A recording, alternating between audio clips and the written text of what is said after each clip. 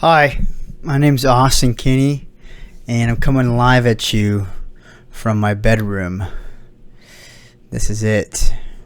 The purpose of this video is to better prepare you if you're looking to audition for the Marine Band. So, in the focus of percussion and drums. So I hope this video can help further your pursuit of that. And first I'll tell you a little bit about myself. I've been playing music all my life. I started when I was 7 with piano, and then had an interest for drums when I was 10. It was a great outlet to just play along to some rock music like Linkin Park, Chevelle, Creed, 3 Days Grace, and sometimes I would play so much the drum heads would also break, and I would, if that were the case, I didn't even know you had to replace them or anything. I was like 10, 11 years old, so I would just flip them over to the other side until the other side popped. But I did the whole all region thing, middle school, high school, and I saw that I was fairly successful at it. So decided to get a music education degree at Texas A&M Commerce, and did that for a couple years. Long hours, 8 a.m. to midnight. I wouldn't get back to my dorm. Sometimes 1 in the morning. I wouldn't go to sleep by then because I'd just be. I mean, it was busy. If you know what a music ed major life is, it's just non-stop. So did a couple years of that and realized it wasn't for me. So I transferred over to Texas State to pursue more of a performing thing. Just do it your own, playing in front of people kind of thing. Played it in rock and roll, indie bands. Went on a few tours. So I had a good time doing that. It was a ton of fun. So I moved back down home when COVID hit in 2020. Chilled out. Once music started picking back up in the restaurant, bar scene, I started doing that again. And kind of soon realized I was tired of doing these $80, $100 gigs. It was very sporadic, very unreliable. And, it just wasn't really enough for me at the time. And so I remember when I was at A&M Commerce, there were some guest clinicians that would come in, and one of them was some guys from the President's Own Marine Band. And the guys in the President's Own, that's the top band you can get in the military, and that band plays for the president, hence the name President's Own. So these guys would tell us like some things that you really don't think about. Practicing specific crash cymbal hits, like getting the crash cymbal at a precise angle, and practicing all sorts of dynamic levels. And these guys would go in a practice room and practice like crash cymbal hits over and over again to perfect a precise crash cymbal hit. And that to me was so bizarre. Who would practice a crash cymbal hit, So, they would also talk about, practicing tambourine, auxiliary instruments, spending hours practicing that. And, I don't know, I thought that was really cool. So, I always had that in the back of my mind, something that I could potentially do. And my friends at the time, we would play gigs together, play a lot of jazz music.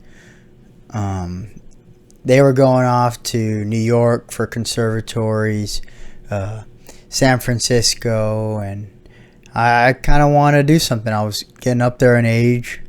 I was 25, so I figured, yeah, now is the time I really need to get the ball rolling.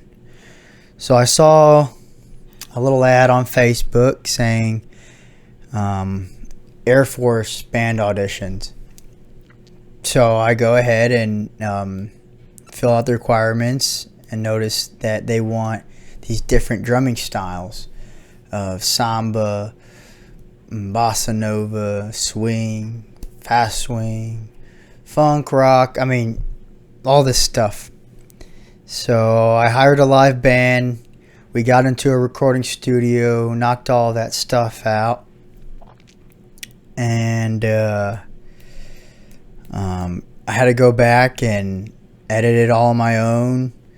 It was it was a lot of work. And finally, sent it all up and basically got a big fat no. One of the guys told me why and what I could do to improve. And in the midst of all of that, I had this Marine recruiter trying to get me to go in the Marines. And so once the Air Force didn't work out, I said, yeah, let me see if I can give it a shot. And the requirements were a lot more simpler. I had to learn a rudimental snare piece, a couple snare etudes, and a couple marimba etudes. And one of the marimba etudes was something I learned in high school for the region stuff. So I rented a marimba from the local music store, and and started hacking away. Went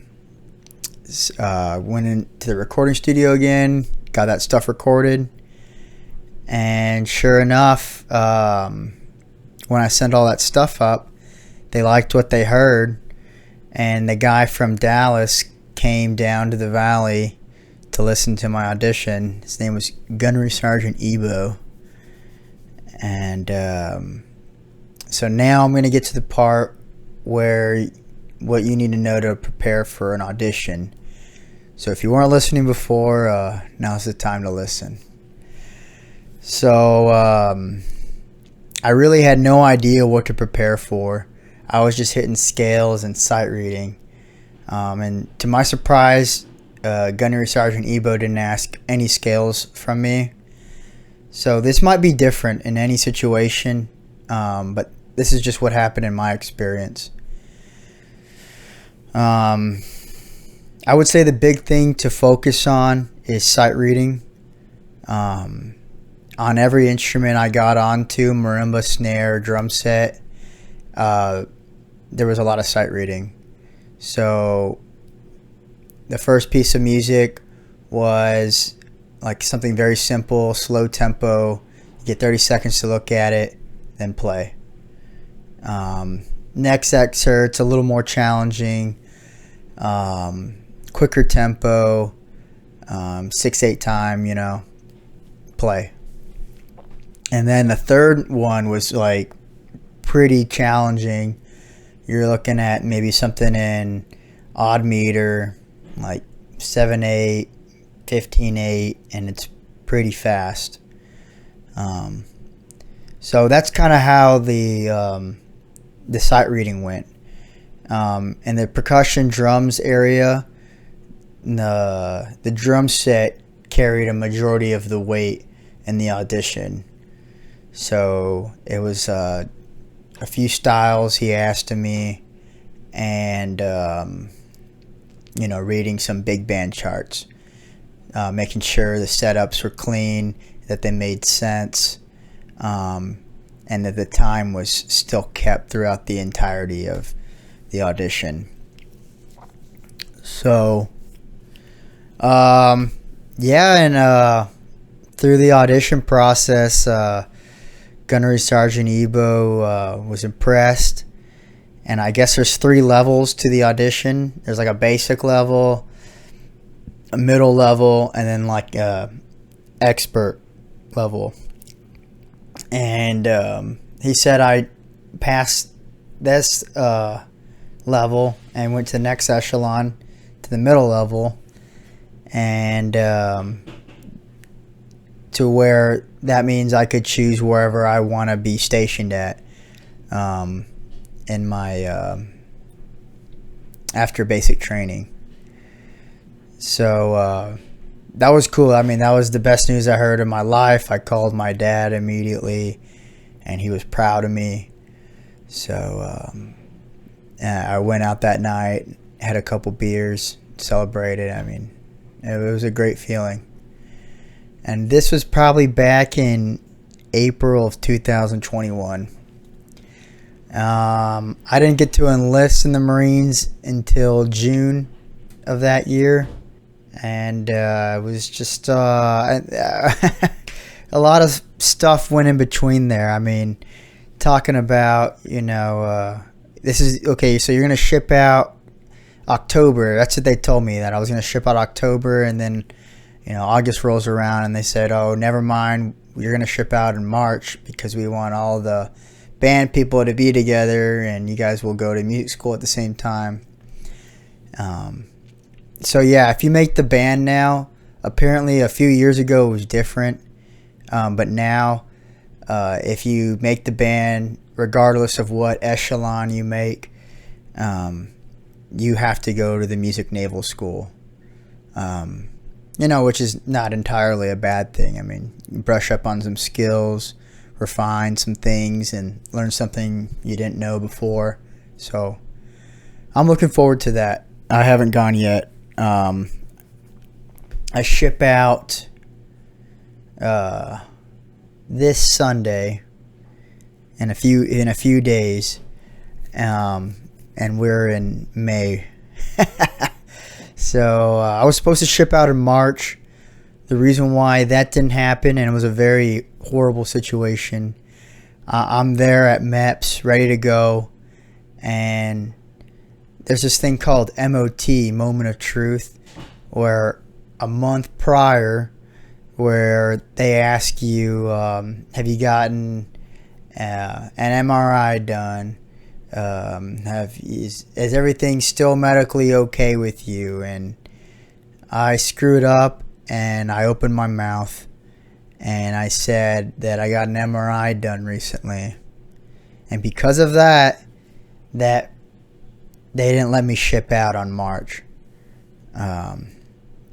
So that was a very long, drawn-out process, to where I had to provide several documentation stating that my shoulder was good, ready to go to perform at a high level of fitness. And I understand it's more of a liability thing. The Marines just want to make sure that they have their ass covered. So, yeah, my best piece of advice is to not say anything when you go to MEPS. They'll tell you some horror stories of guys that were kicked out because they're not honest, or there's a fine, jail time. Yeah, whatever. I mean, it's bullcrap. They're just trying to scare you. So if you haven't had anything serious, like if you don't have any heart problems, or like an inhaler, like something that you need to take every day, then you should disclose that.